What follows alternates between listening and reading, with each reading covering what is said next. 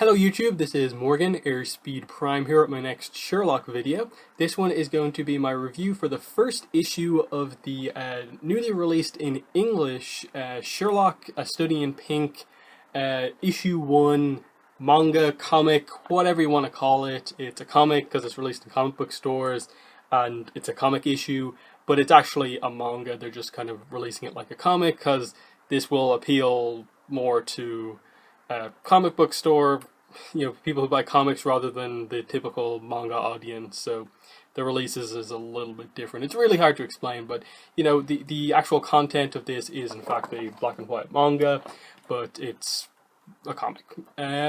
So yeah, what is this? As I said, this is the English release. This was originally a manga that came out in Japan in 2012.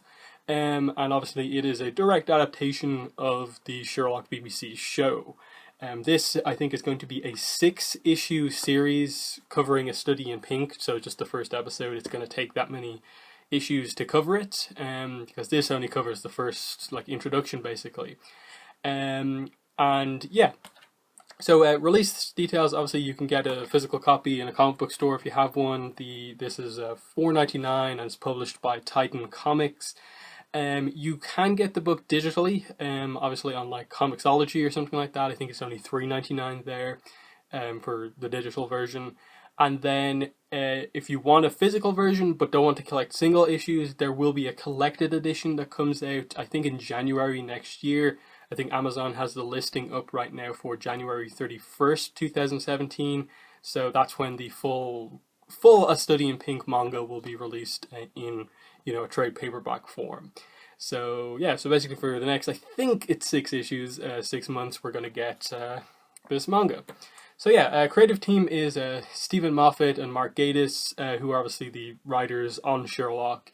And then the artist, and so I suppose basically the person who adapted the episode to manga form, is this artist and I suppose kind of writer called Jay, who I really don't know anything about, and I couldn't really find much information about online either.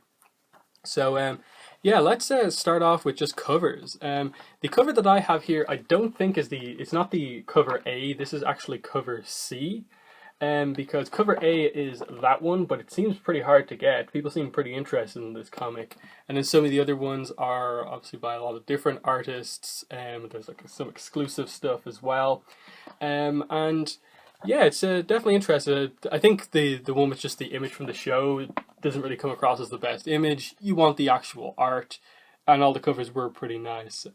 So yeah, this one's by Alex Ronald, and yeah, they have gotten new artists recently to do covers for this English release, whereas I think obviously the way the manga was released, it's more that it was the chapter just collected in a manga kind of release kind of thing with a bunch of other manga, so it didn't necessarily have proper covers as such. But yeah, let's actually go through the way they do this, because obviously if you open it up like a normal comic from the kind of front cover open this way, it actually says stop, you're going to the last page. This is in its original form, you have to read from the back, so you do actually have to read it like a manga. So that's quite interesting. So you actually have to open it up this way, and that's where the cover page is and the start of the comic. So that's pretty nicely done. Now, this issue is 40 pages of manga content, whereas usually a comic issue is 22 pages. So that's why it costs $4.99 as opposed to $3.99 like most comics. And I suppose why the digital is actually cheaper, because they don't have to do the extra page count. And what I will say is that seems like a lot for, even though it's 40 pages, for black and white manga. But it's actually really nice because the pages feel like really good quality. They feel better than normal comic page paper that they usually use. And it's obviously very different than most manga releases in the way the paper is, and stuff like that, where it's more just kind of not quite newspapery type paper, but just a little bit better. But you can see it's not quite white, so it's not the best quality paper. So this is probably some of the best, you know, kind of, I suppose, printed manga that I've ever seen in terms of like the contrast between the white kind of backgrounds and the black inking and lines is quite well done. So the quality definitely comes across in the physical version, and I assume it'll be even better once it's released in the trade paperback version.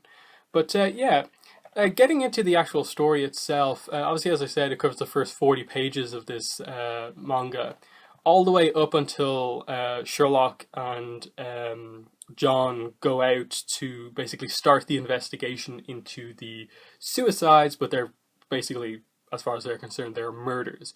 And that's it. Like, we don't get any of the investigation. It is just the start of the episode, very accurately portrayed in manga form, right up until, you know, the whole moment of like, you know, do you want to see some more excitement? And he's like, oh God, yeah. So, and then they walk out the door. That's it. You know, the big moment obviously being at the end, you know, like, who cares about decent? The game, Mrs. Hudson, is on. So that's it. And then they call for the taxi as the final panel. So comes across really well in this form. And yeah, I suppose the only real thing to talk about here is the artist. I'll briefly talk about the story and overall and how it comes across in manga form, but the art, I suppose, is the main thing. I think it's really good. Like, it definitely looks at least somewhat like Benedict Cumberbatch and Martin Freeman. It's just, you can tell there's some slight exaggerations because the artist doesn't want to be overly, like, he doesn't want to be overly realistic, and so spending way too much time trying to make it look exactly like the actors. So some of the features on the faces are a little bit over exaggerated. So it comes across better in terms of just you know, obviously this being a comic, the motion doesn't come across the best. So the expressions have to be a little bit kind of more, you know, exaggerated. So I think the style here comes across quite well. Like, you can see at John's face on these two pages here. You can see the nose is a little bit bigger than like Martin Freeman's, but it definitely helps to give character to his face. And there's some really nice panels like this one here. So yeah, so some of the like really close-up images are quite nice, whereas some of the maybe further away ones, like his nose looks really big. Sherlock, on the other hand, is very accurate, I think, to Benedict Cumberbatch. But again, the expressions are a bit over-exaggerated, so there's his introduction, obviously the kind of quick cut to him just beating a dead body with a riding crop to find out bruises. And yeah, just really, really well done.